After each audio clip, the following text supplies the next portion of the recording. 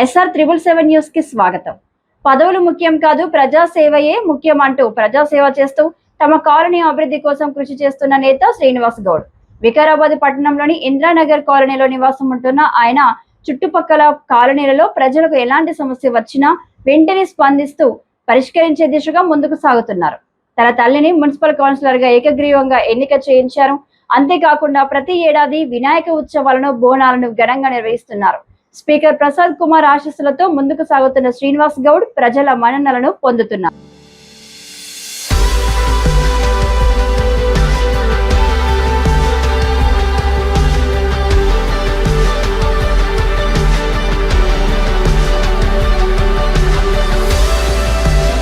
యుక్త వయసులోనే రాజకీయాల్లో అడుగుపెట్టిన నేత శ్రీనివాస్ గౌడ్ పదవులు ఉన్నా లేకున్నా ప్రజా సమస్యలు తెలుసుకుని పరిష్కరించడంలో ముందున్న నేత శ్రీనివాస్ గౌడ్ వికారాబాద్ మున్సిపల్ పరిధిలోని ఇంద్రానగర్కు చెందిన పి శ్రీనివాస్ గౌడ్ 1992లో రాజకీయాల్లో అడుగుపెట్టారు.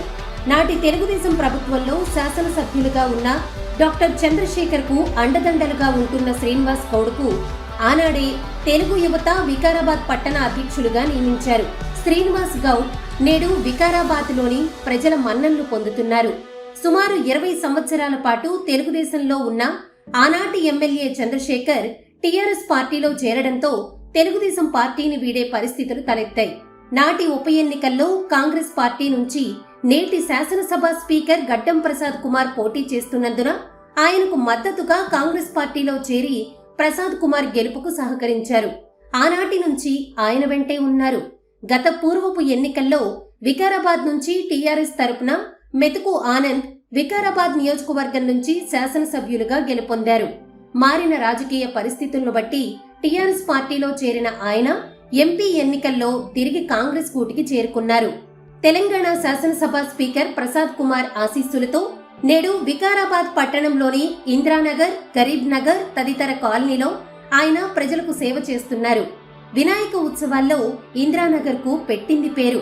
హైదరాబాద్, ఖైరతాబాద్ ఎట్లనో వికారాబాద్ కు ఇంద్రనగర్ గణేష్ ఉత్సవాలు అంత ఘనంగా జరుగుతాయి. ఈ సందర్భంగా ఆయన మాట్లాడుతూ ప్రజా సేవ చేయడమే తమ కర్తవ్యమని, పదవి ఉన్నా లేకున్నా ప్రజలకు సేవ చేస్తానన్నారు. కాంగ్రెస్ పార్టీలోనే కొనసాగుతానని ఆయన చెప్పారు. తమ కాలంలో వివాహ శుభకార్యాలకు గాని ఇతర కార్యక్రమాలకు గాని తన వంతు ఆర్థిక సాయం అందిస్తున్నారని ఆయన స్పష్టం చేశారు. శాసనసభ స్పీకర్ ప్రసాద్ కుమార్ ఆశీస్సులతో మా ప్రాంతాన్ని మరింత అభివృద్ధి పరిచేందుకు కృషి చేస్తానని తెలిపారు.